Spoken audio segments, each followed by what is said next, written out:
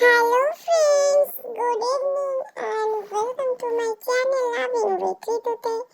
তোমরা কেমন আছো বন্ধুরা? আশা করি তোমরা সবাই অনেক অনেক অনেক ভালো আছো। আর তোমাদের ভালোবাসাতে আমিও কিন্তু প্রচুর ভালো আছি। তো বন্ধুরা, আজকের ভিডিওটা তোমরা স্কিপ করো না, একদম শুরু থেকে শেষ অবধি দেখো, তাহলে কিন্তু তোমরা ভিডিওটা বুঝতে পারবে যে আজকে কি রিলেটেড আমি তোমাদের সাথে ভিডিওটা শেয়ার করতে যাচ্ছি।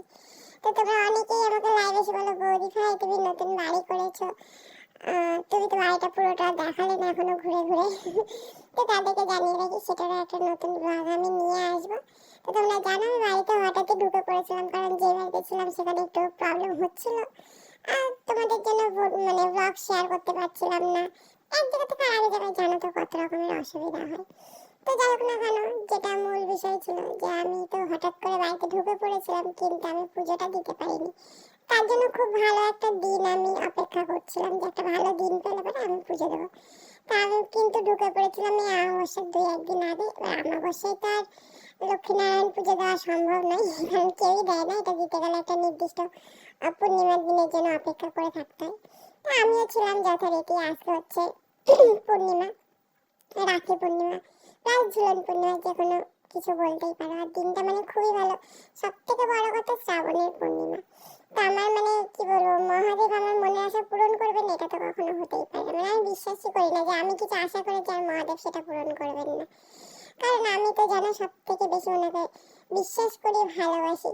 তো যাই হোক না কেন, আজকে একটা ভালো দিন দেখে আমি বাড়িতে লক্ষ্মীনারায়ণের পুজো রেখেছি, যেটা আমি কিন্তু লাইভে তোমাদের সাথে শেয়ার করছিলাম যে আমি বাড়িতে কালকে পুজো করব বা রিসেন্ট পুজো করব। সেটা হচ্ছে এই ব্লগটা হচ্ছে সেই ব্লগটা। তোমরা ব্লগটা দেখে নিয়ে আমাকে কমেন্ট করে জানাবে। আমি পুজোর জোগাড় জানতে আমি আমার মতো করি, আমাকে তো কেউ কখনো শিখিয়ে দেয়নি। আমি নিজে যতটা দেখেছি আমার ঠাকুমার দেখে দেখে শিখেছিলাম আর কি, ঘরে যেভাবে লক্ষ্মী পুজো করতে হয়। তা আমি কিন্তু আমার মতন করে পুজোটা করি, কোনো অত বাধা ধরা নিয়মের মধ্যে দিয়ে আমি যেতে পারি না। তবুও যদি কোনো ভুল ত্রুটি হয়ে থাকে, হয়তো আমার থেকে ভালো আরো কেউ জানো, সেগুলো হয়তো আমি জানি না। আর লক্ষ্মী পুজোর নিয়ম এক এক বাড়িতে এক এক রকমের। আমার শ্বশুর বাড়ির নিয়ম একরকম, আমার বাপের বাড়ির নিয়ম একরকম। যেহেতু বিয়ের পর শ্বশুর বাড়িতে আমার সেরকম থাকা হয়নি কোনোদিনই, তো ওই বাড়িতে কি নিয়ম আছে বা কি করে সেটা কিন্তু সত্যি আমার জানা নেই, আমার জানার একদম বাইরে। তা আমি দেখো প্রথমে কিন্তু ঘরটাকে খুব সুন্দর করে, না একদম সকালবেলা ঘুম থেকে উঠে নিয়ে স্নান করেছি, আর বাসন যেগুলো ছিল পুজো সেগুলো মেজেছি। অনেকদিন ধরে বাসনগুলো তো ব্যবহার হয় না, রেখে দিয়েছিলাম। তো যার জন্য একটু কেমন হয়ে গেছিল, ওই বৃষ্টিতে ভিজে ভিজে যাওয়া না, 1 ঘন্টা ধরে আমি বাসনগুলোকে পরিষ্কার করেছি। আর তারপরে আমার এত ঠান্ডা লেগে গেছে, গলার ভয়েস শুনে বুঝতে পারছো আমার একটু একটু জ্বরও এসেছে। এমনকি আমার গলা এত খুশখুশ করছে, আমার মনে হচ্ছে যে যে অলরেডি আমি কাশছি আর কি। এত পরিমাণে শরীরটা ভালো লাগছে না, কিন্তু তবুও তোমাদের সাথে ভিডিও শেয়ার করবো না, আমি পুজো দিয়েছি সেটা তোমরা দেখবে না, সেটা তো হতে পারে না, তাই না? তো আমি কিন্তু ঠাকুর মশাই হাতের কাছে সমস্ত কিছু জোগাড় করে রেখে দিয়েছিলাম, যেমন ধরো ঘট সাজিয়ে, এদিকে সিন্নি রেডি করে, ফল প্রসাদ কেটে, নৈবেদ্য রেডি করে, সমস্ত কিছু কিন্তু আমি একদম পরিপাটি করে ফুল টুল দিয়ে রেখে দিয়েছিলাম, যাতে ঠাকুর মশাই এসে ওনার কোনো রকমের কোনো অসুবিধা না হয়। আর এদিকে দেখতে পাচ্ছি ছোটোখাটো তামার যে ঘটি ফটি হাত দেওয়াটা রয়েছে সেগুলোকেও রেখে দিয়েছিলাম, কারণ পুজো দেওয়ার সময় তো অনেক কিছু লাগে হাতের সামনে। তো পরে যেন আমাকে খুঁজতে না হয়, এক কথায়। আমি তো স্নান করে উঠেই শাড়ি পরতে পারিনি, কারণ শাড়ি পরে এত কিছু আমি করতে পারতাম না, কারণ শাড়ি পরার অভ্যাসটা তো আমার এমনিতেই নেই, তোমরা জানো বিরক্ত লাগে শাড়ি পরে কোনো কিছু করতে গেলে। তো যার কারণে কিন্তু আমি আমার নাইটিটা সুন্দর করে পরে নিয়েছিলাম, আর পরে দেখলাম আমার মাথাটা অব্দি আশ্রয়নি। আমি তো আজকে সকাল থেকে এই বৃষ্টি দেখে আমার কি বলবো, আমি রীতিমতন কেঁদে দিয়েছি যে আজকে আমি পুজো করবো, আর এরকম বৃষ্টি শুরু হয়েছে, কি করে পুজো করবো, কি করবো কিছুই বুঝতে পারছিলাম না। তো যাই হোক না কেন, আমি তো যেমন মা লক্ষ্মীকে বারবার করে বলছিলাম, মা লক্ষ্মী বৃষ্টিটা কমিয়ে দাও, তোমার পুজোটা যেন আমি ভালো করে দিতে পারি।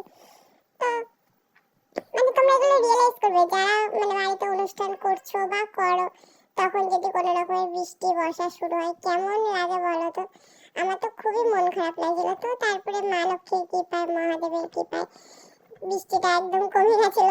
দুপুরের দিকে প্রায় 1:30-2টার সময় একদম বৃষ্টি নেই, একটু রোদও উঠেছিল। আমার মনটা অনেক খুশি ছিল। আমার দেখতে পাচ্ছ মনটা, মানে আমার মুখটা দেখে বোঝা যাচ্ছে যে আমার মুডটা কতটা অফ আছে। আমি শুধু মনে মনে ঠাকুরকে ডাকছি, ঠাকুর বৃষ্টিটা একটু কমিয়ে দে, এই যে আমি পুজো টুজো করছি যেন লোকজন একটু আসতে পারে, কারণ পাড়ার প্রত্যেকে নেমন্তন্ন করা রয়েছে, সবাই আসবে। আমার ভীষণ ভালো লাগে এগুলো, জানো তো। আর ওই যে বললাম যে শুধু আমার কেন, এগুলো মানে যারা যারা এগুলো করে প্রত্যেকেরই ভালো লাগবে। সব মানে বাড়িতে একটা অনুষ্ঠান, বিশেষ করে যখন লক্ষ্মীনারায়ণ পুজো হয় তার ব্যাপারটা কিন্তু অন্যরকম হয়। আর আমি এই পুজোটা কিন্তু মানে লক্ষ্মী পুজো আমি যখনই করি না কেন, সে কোজাগরি করি বা আমার যে বাৎসরিক বড় পুজোটা হয় সেটা করি বা অন্য সময় করি না কেন, নর্মাল মানে লক্ষ্মী পুজো যেভাবে করে আমি কিন্তু সেইভাবেই করি সবসময়। এর মধ্যে সাজ দিয়ে, খই চিড়ে, তারপরে মুরগি, এই সমস্ত কিছু দিয়ে কিন্তু একটা আলাদা ডালা টালা সাজিয়ে আমি সবসময় পুজো দিই। তো আমার ভীষণই ভালো লাগে এরকম। আর লক্ষ্মীনারায়ণ পুজো বাড়িতে করতে করতে কারা পছন্দ করো সেটা কিন্তু অবশ্যই আমাকে কমেন্ট করে জানিও। আর আবারও বলছি, যাদের মনে হবে যে আমার পুজোতে আমি কোনো রকমের কোনো ভুল করেছি বা কিছু, তোমরা কিন্তু আমাকে ঠিক করিয়ে দিও, কারণ আমার অনেক কিছু জানা নেই। আমি আমার মতো করে পুজোটা করেছি, তো ভুল ত্রুটি মার্জনীয় এছাড়া কিছুই বলতে পারি না। হ্যাঁ, আমি নিয়ম তো মানি না, কিন্তু ভালো প্রচুর পরিমাণে বাসি। আমি আমার ঘরে লক্ষ্মীটাকে না আমি আমার মেয়ের মতো করে ভালোবাসি। কেন বলো তো, আমার তো মেয়ে নেই, তো আমি আমি মনে করি এটাই আমার মেয়ে। আমি কিন্তু প্রচুর ভালোবাসি আমার লক্ষ্মীকে। আর আমি কি বলবো, সুখ দুঃখ যখনই কিছু হয় আমি মহাদেব আর মা লক্ষ্মীর সাথে শেয়ার করি, জানো তো। আর আমার ঘরে তো একটা ছোট গোপাল আছে, জানো, মানে আমার ঘরে দুটো গোপাল আছে একটা আমার ছোট গোপাল আর একটা আমারই ছোট গোপাল, কিন্তু একটা মানুষ আর একটা মাটির, এই আর কি। দুটো গোপালই কিন্তু আমার ভীষণ প্রিয়। তো চলো, ভিডিওটা আমি আর বেশি বড় করব না, কিন্তু বড় করব না বললে হবে, বড় তো সেই হয়েই যাচ্ছে। তার কারণ পুরোটা যখন তোমাদের সাথে শেয়ার করতে যাচ্ছি, আর এই ভিডিওটা টোটাল 20 মিনিট হয়েছিল, জানো তো, কিন্তু 20 মিনিটটা তোমাদের সাথে শেয়ার করা যাবে না, তাই আমি কেটে কেটে বাদ দিয়ে এই 12 মিনিট মতন, 12-13 মিনিট মতন হয়েছে। তবুও বলো, 12-13 মিনিটের ব্লগটা আমি কখনো দিই নাই, ফার্স্ট টাইম দিচ্ছি। আর এই চ্যানেলে যারা নতুন আছো, প্লিজ আমার চ্যানেলটাকে সাবস্ক্রাইব করবে, সাবস্ক্রাইব করতে কিন্তু একদম ভুলবে না। আর পাশে থাকা বেল আইকনটি প্রেস করে নোটিফিকেশন অল করে রেখে দেবে বন্ধুরা, তাতে আমি যখন যা ভিডিও দেবো বা লাইভ করবো সেটা কিন্তু সবার আগে তোমাদের কাছে চলে আসবে, কেমন। আর এরকম আমার ওইদিকে সব রেডি করা হওয়ার পরে আমি কিন্তু শাড়ি পরে নিয়েছিলাম। আমি প্রথমে ভেবেছিলাম একটা হ্যান্ডলুম পরবো, যেটা আমার অনেক পছন্দ ছিল, কিন্তু চারিদিকে একটুখানি কাদাবাদা থাকাতে আর মন মেজাজ তো ভালো ছিল না, যার কারণে কিন্তু আমি এই সুতির শাড়িটাই পরে নিয়েছিলাম। আমার এত পরিমাণে গলার মধ্যে খুসখুস করছে, আমার মানে কি বলবো, ভয়েস দিতে প্রচুর পরিমাণে কষ্ট হচ্ছে। এবার তোমরা বলতে পারো বোধহয় নর্মাল ভয়েসে, মানে নর্মাল ভিডিওটা কেন তুমি পোস্ট করলে না, তুমি পরে ভয়েস কেন দিচ্ছ। তো তোমাদের বলে রাখি, হরিণ নামের যে গানগুলো চলছিল প্রথমে, আমি ওইগুলো দিয়েই তোমাদের সাথে একটা ভিডিও শেয়ার করেছিলাম, কিন্তু সেটাতে না আমি সাথে সাথে কপিরাইট, মানে মিউজিক কপিরাইট কেস খেয়েছি, যার কারণে ওটাকে আমি আবার ডিলিট করে আবার নতুন করে কিন্তু তোমাদের জন্য ভয়েস দিয়ে ভিডিওটা শেয়ার করছি।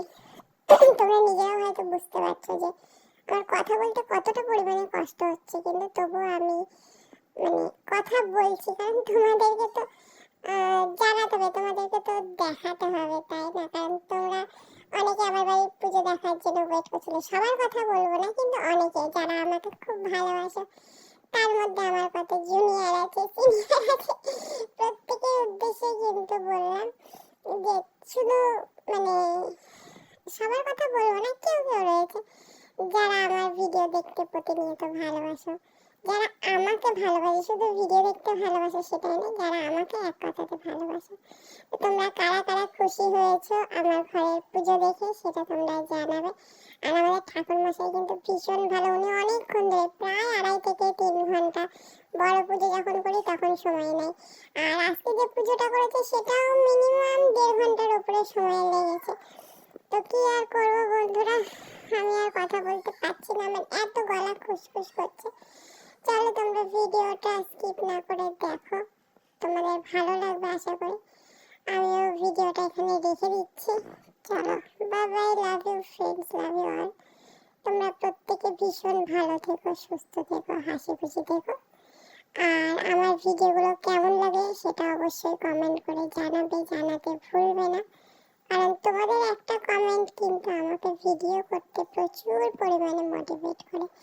আর তোমরা কি করো, ভিডিও দেখো, লাইক করো না, কমেন্ট করো না, সেটা আমার খুবই দুঃখ লাগে যে আমি এদের জন্য, এদের কথা চিন্তা করে, এদের এন্টারটেনমেন্ট পারপাসে ভিডিওগুলো শ্যুট করি, এরা দেখে অথচ কোনো রকমের কোনো কমেন্ট করে না। সেইগুলো কিন্তু আমার ভীষণ খারাপ লাগে। তোমাদের কাছে আমি কখনো কখনো এটাও রিকোয়েস্ট করি যে দেখো, সবসময় তো একঘেয়েমি ব্লগ হতেই পারে তোমাদের মনে, তো তোমরা মাঝে মধ্যে একটু রিকোয়েস্ট করবে যে বৌদ ভাই এরকম ব্লগ করবে যে আমরা দেখবো, বা এরকম ব্লগ করলে দেখতে ভালো লাগে। আর সব থেকে বড় হচ্ছে, আমার তো পুজোটা কমপ্লিট হয়ে গেছিল, আর সব থেকে পুজোর যে মুখ্য বিষয় সেটা হচ্ছে যে নৈবেদ্যের যে চাল কলা মাখা আর সিন্নিটা, নারায়ণ পুজো। তোমরা তো জানো যে সিন্নিটা কতটা একদম অমৃতর সমান, তাই না? যারা সিন্নি পছন্দ করে তারা জানে যে তাদের কাছে সিন্নিটা কতটা একটা বড় ব্যাপার। এটা যেন সত্যি একদম অমৃতের মতো স্বাদ লাগে। আর আমাদের বাড়িতে প্রত্যেকে যেমন চাল কলা নৈবেদ্যের সিন্নি মাখা, তারপরে হচ্ছে এক একটা পুজোতে, যেমন সরস্বতী পুজোর পরের দিন যে দই খই মাখাটা হয় না, এই পুজোর এই জিনিসগুলো না খুব ভালো লাগে। মালসা ভোগ, তোমরা কারা কারা আমার মতন এরকম প্রসাদ প্রেমী আছো, প্রসাদের জন্য পাগল হয়ে থাকো? আমি তো সিন্নির জন্য পাগল হয়ে থাকি। আমি প্রতি পূর্ণিমা আসলে আমার ভীষণ মন খারাপ করে, মনে হয় কোথাও যদি একটুখানি সিন্নিটা পেতাম কি ভালো হতো। তো সবাই এসেছিল, সবাইকে প্রসাদ টোসাদ দেওয়া কমপ্লিট করার পর আমি নিজেও নিয়ে বসে পড়েছিলাম অমৃত খেতে। তোমাদের জন্য খুব মন খারাপ করছিল, তোমরা আসলে না, তোমরা এত ভালোবাসো, তোমরা যদি আসো তোমাদেরকে একটু প্রসাদ দিতাম। আমি সব দেখলে নিজের হাতে জোগাড় করেছি। আর আমার মা সবার জন্য খিচুড়ি আলুর দম করেছিল, যেটা যেন অপূর্ব টেস্ট হয়েছিল। আমার মায়ের হাতে রান্না ভীষণ ভালো। আর আমি তো খিচুড়ি নিইনি, আমি আলুর দম আর লুচি নিয়েছিলাম। আমাদের ভোগে যে লুচি দিয়েছিলাম সেটা আমি নিয়ে বসে পড়েছি। খেতে খেতে প্রায় 7:30 8টা বেজে গেছিলো আমার। তো চলো, tata, love you friends, love you all. তোমরা প্রত্যেকে ভীষণ ভালো থেকো। আর আমার ভিডিওটা আমি এখানেই কমপ্লিট করব।